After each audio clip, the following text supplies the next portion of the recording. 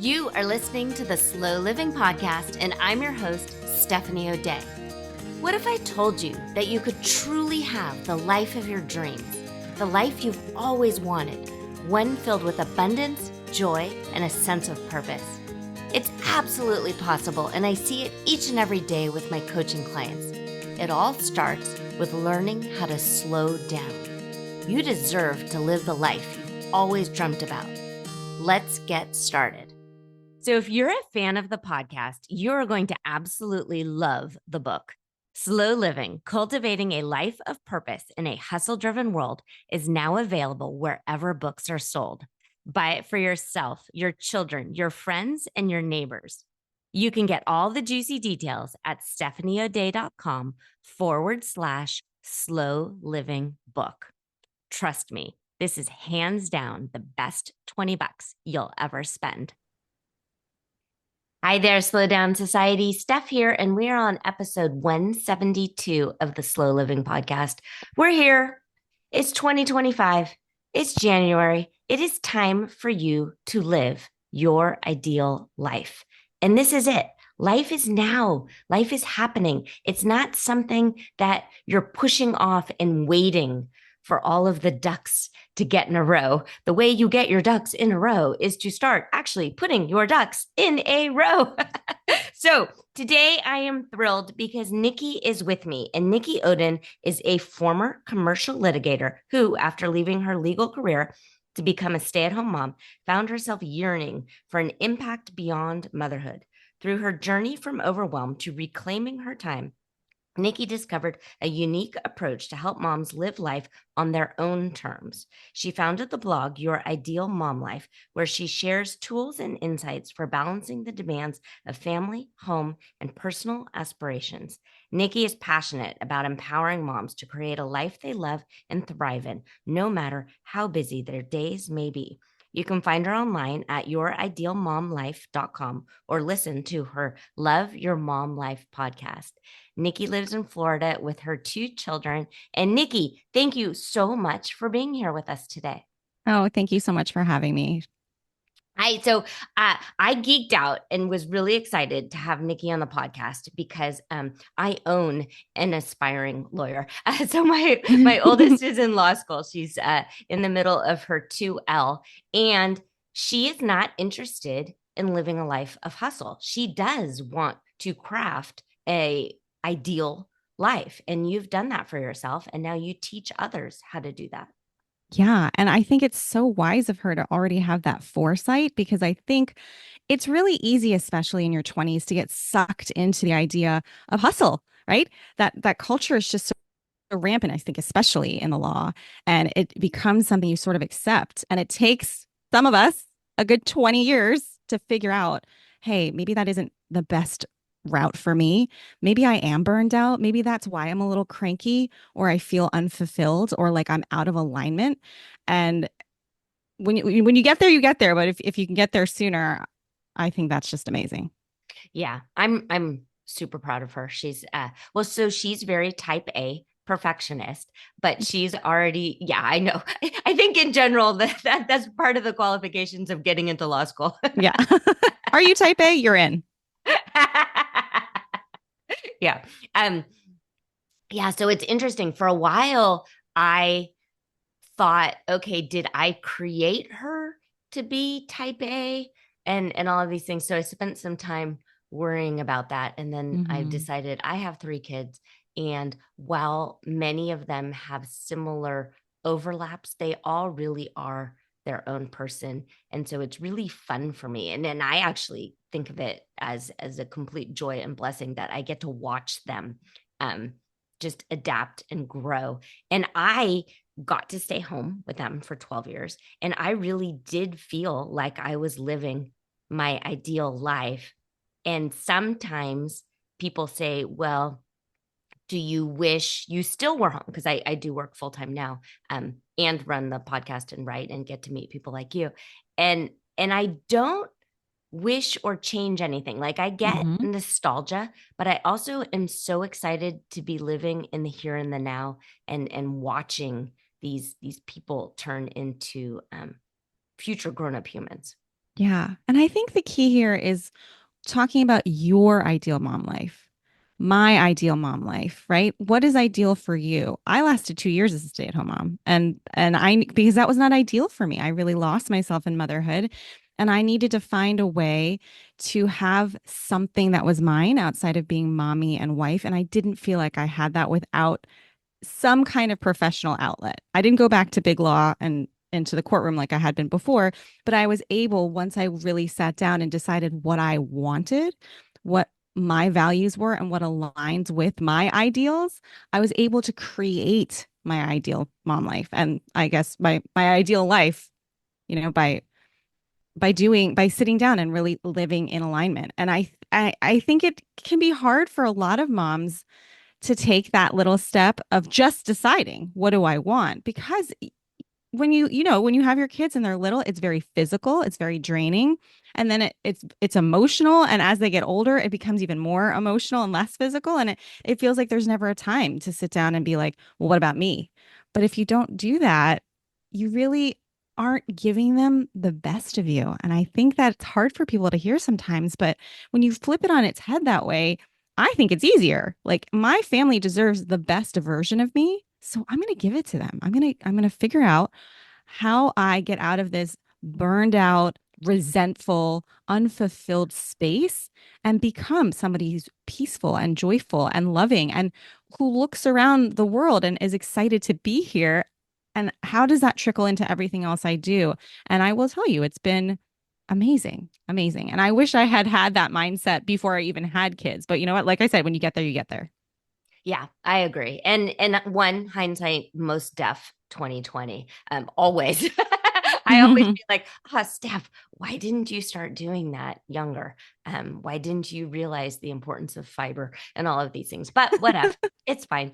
Um, okay, so if you're listening to this and your idea, did I hit record? I You did. did. Okay. You did. I would have said something because I've been on a podcast where that Okay. didn't happen. It's you would think, right? Like after 170 episodes, but no, this is real life and we are real humans and we're not robots. Okay. So that said, if you are a human and you are feeling burnt out and you're listening to our words in January and you want to look back and be proud of the different steps that you took, what would be like down and dirty, I'm already overwhelmed and burnt out, how do I fix this, Nikki? You've got to do a mental dump. You've got to declutter your mind. And I think this is true of all humans, but especially moms. We have a lot going on up there from big to little, from different areas of our lives. And that's overwhelming. And it also feels unmanageable sometimes. Like, I used to say, I'm like one missed reminder from letting my whole world collapse, right? So I just once a week, I like to do it on Sundays. I sit down and I just start writing. I put pen to paper. I think there's something cathartic about putting pen to paper. If you're an electronic person, you can do it on your phone or your computer. Just do it in one place, right? Don't do it on sticky notes. It has to be in one place. And just start writing down everything that's on your mind. It doesn't matter how big or small it is. It doesn't matter what area of your life it pertains to. It doesn't matter if you don't think you're ever going to have time to do it.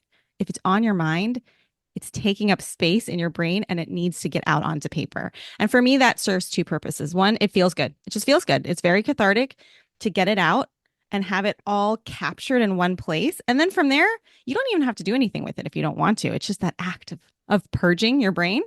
But if you wanted to take it a step further, then you could go back and look at everything you wrote and say, okay, what really must be done by me first? And self-care is always a must do. So you can't wiggle out of that. So if the manicure's on there, that has to get done. And then you can decide and prioritize based on what you want, what aligns with your values. What do I need to do and what can other people do for me? Or what can even wait till next week or the week after. And as you start living that way, it really is very freeing, I find, to just because, again, we're always hustling, we're always busy, we're always like, ah, my mind's going a million miles an hour. And is that serving you? I mean, to really ask yourself, is that serving you? If the answer is no, I recommend that you just get down and dirty, like you said, and make the list and see how you feel afterward.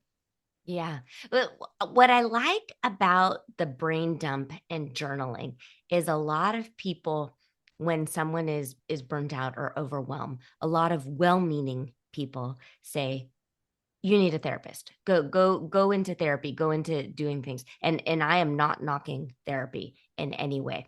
But what happens with that is you are now putting kind of your power into something else, or you maybe at times start searching and can't find one, or your your insurance doesn't cover this or that, so then you put it off and you put it off and you put it off, and you come up with a whole bunch of reasons on why you have to stay burnt out and Mm-hmm. overwhelmed. But Mm-hmm. anyone at any time can pull up a piece of binder paper or whatever paper, not a sticky note, and brain dump.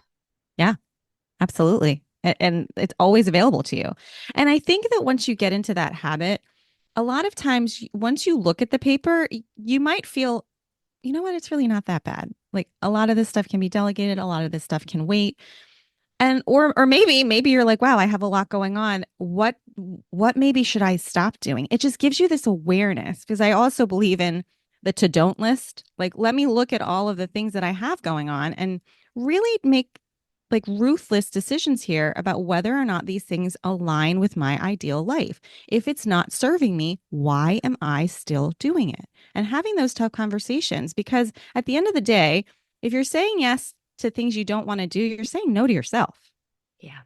No, I agree. And a lot of the things that are in your head, you think are an emergency and need to happen Mm-hmm. right now, and they really can't. So, for instancing, um, a punch list around the house, fixing a baseboard, gardening one section of the yard.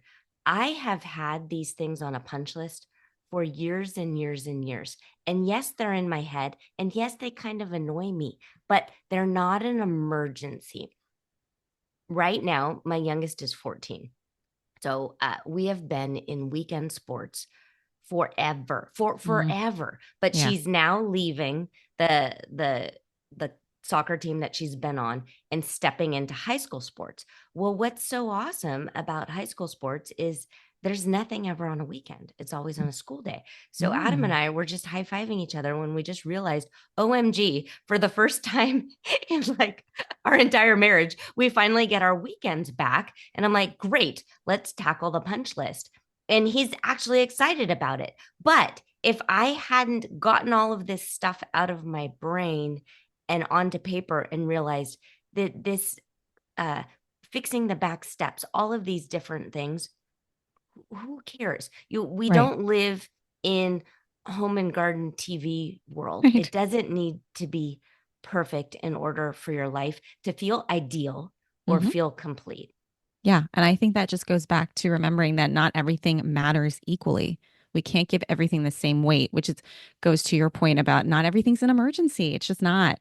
So I think that the mental dump just gives you awareness, an awareness that perhaps you don't have right now, so that you can really focus on what deserves your full attention today, tomorrow, whatever in the next few days in this week, and then what can wait. And that is very freeing. Like you said, it's like it feels like thing I can do this.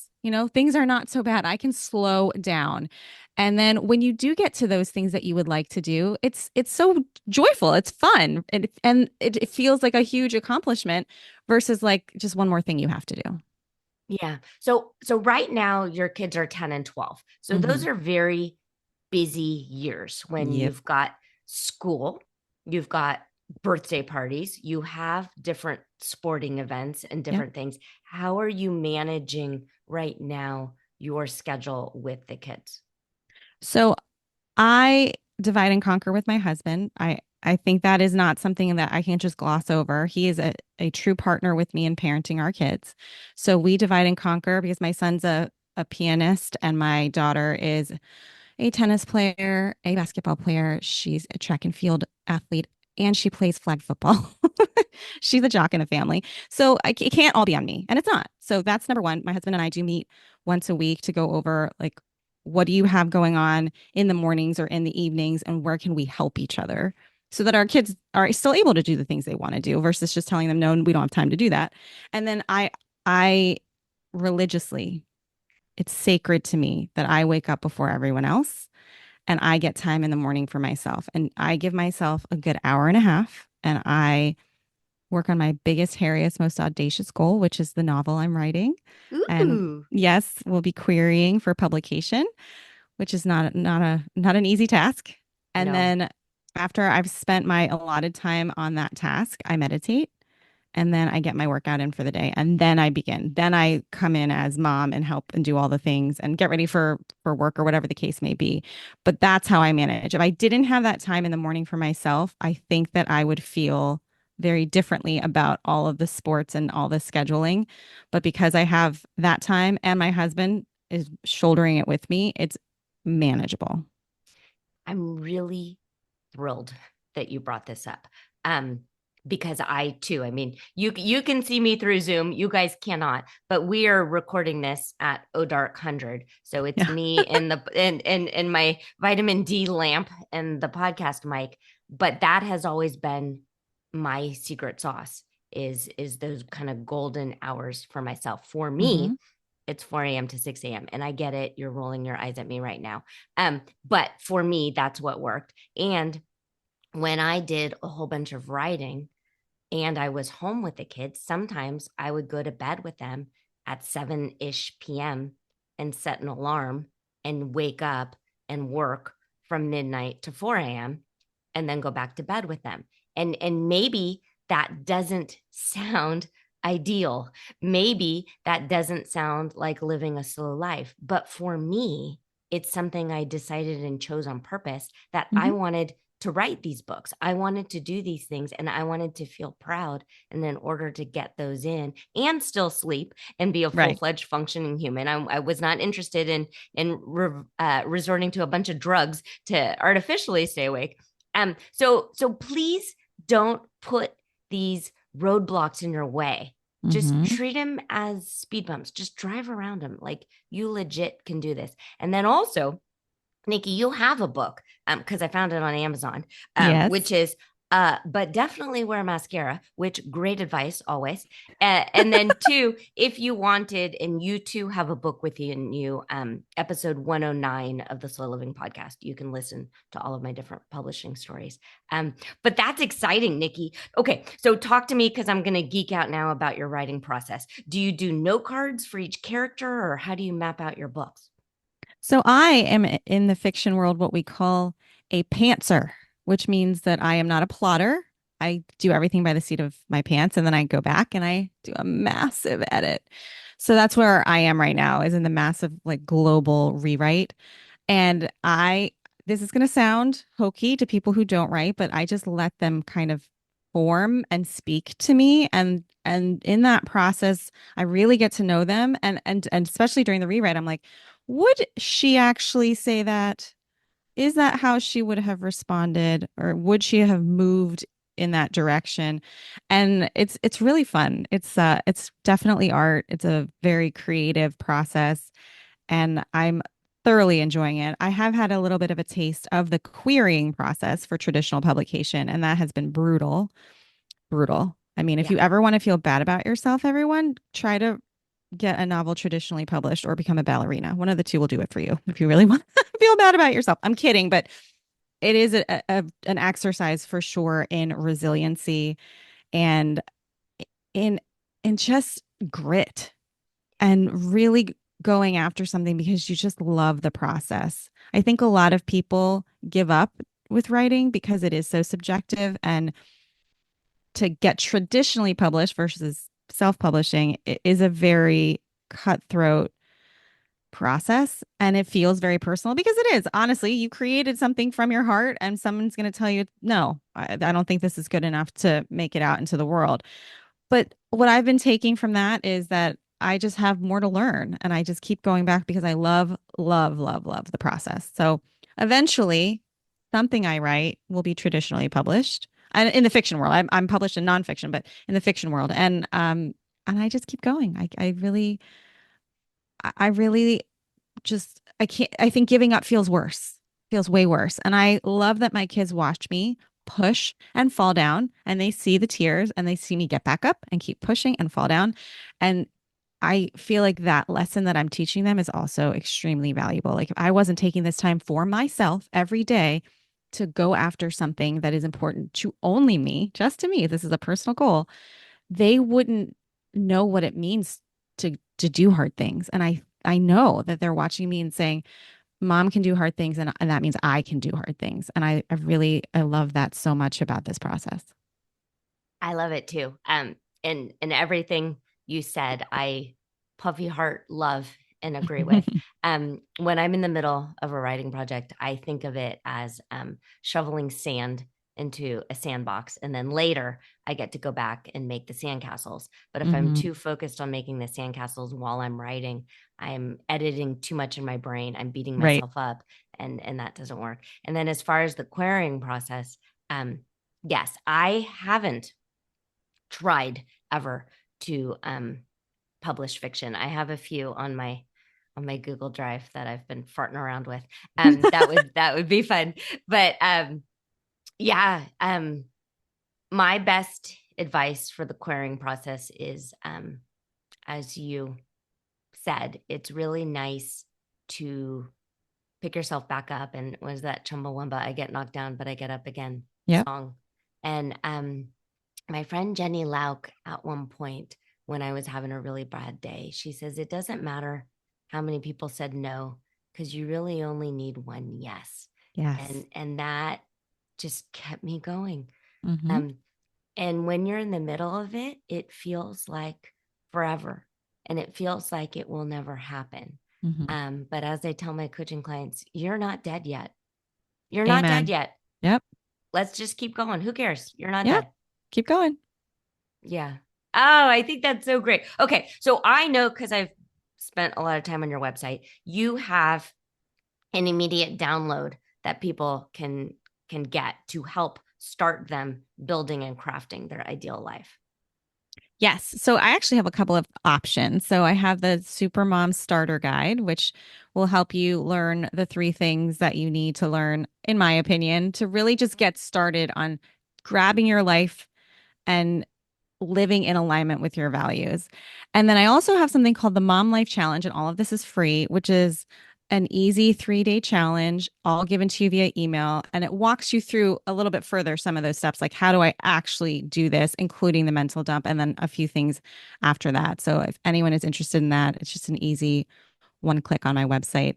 And I think it's a really manageable, palatable way to make a few changes and see and get a little more data. See, like, is this making an impact? Do I like how this helps me manage things? And I think you'll find that it will. I think I absolutely do. One thing before we log off, and I'm cognizant of our time, but if someone's listening and they have the mental block of, oh, sure, Nikki, you can get up early and write, but I can't because I'm tired, or I have Mhm. this, or I have that, or there's just no way. And you are living this charmed life, but I have all of these other ailments and circumstances which won't allow me to do that. How would you help someone sort of shift that mindset? Let's just start small. Really, really, really small. So if you had a magic wand and you could wave it and you would wake up earlier, like you would be the kind of person who could wake up earlier. If that is something that you want and you feel like it aligns with your ideal life, you just can't physically do it, start waking up 5 minutes earlier. Small. 5 minutes. You got 5 minutes in you. Come on. And maybe in that 5 minutes, all you do is like you brew a cup of tea and sit there quietly before everyone else wakes up. Or it's just 5 minutes for you to be with yourself and just take a few deep breaths. Do that for a week, 2 weeks. And then when you're rocking that, you're like, all right, maybe let's try 10 minutes. And then it's like boiling a frog, as the expression goes, Yeah. just little tiny increments until maybe you get up to 20, 30, or where I am, or you're at 2 hours, I'm at 90 minutes. And see, just look, all of this is data, all of it's information. So see how it impacts your day. Really give yourself permission to be curious about what is changing and happening. How do you feel? Do you like this? Do you feel like you're a little bit more focused or joyful or purposeful when you do these things? Again, that's just one example with the morning thing. If it's writing, for example, and you feel like you have writer's block or I could never do that, start small. You open the Notes app on your phone or get the Google Docs app and just jot down a few sentences here and there when you're at a stoplight, when you're waiting in line at the grocery store, whatever the case may be. Little tiny things like that are going to start making that muscle stronger. And you will be surprised at the compound effect of just continuing to take one tiny, tiny step. Listen, I mean, you can walk from California to Florida taking one tiny step at a time. True story. True Yeah. story. Absolutely. Ah, I love everything you said, and I'm so grateful for you to share this. Because this is it. This is now, and you get to decide. And all of you are amazing and wonderful. And listening to this absolutely counts as self care. And I'm proud Yes. of you. Nikki's proud of you. We think you're wonderful. Thank you so much, Slow Down Society. And I will be back again in your earbuds next week. Do you have a slow living story to share? Leave me a voicemail at stephanieoday.com/podcast with any questions, comments, feedback, or testimonials, and I will be sure to include it in an upcoming episode. Also, if you found value in this episode, please share it with your family and friends and subscribe through your favorite podcast provider. The more you share, comment, and leave positive reviews, the more people we can reach and share the slow living lifestyle and messaging. Thank you, Slow Down Society, and have an absolutely wonderful day.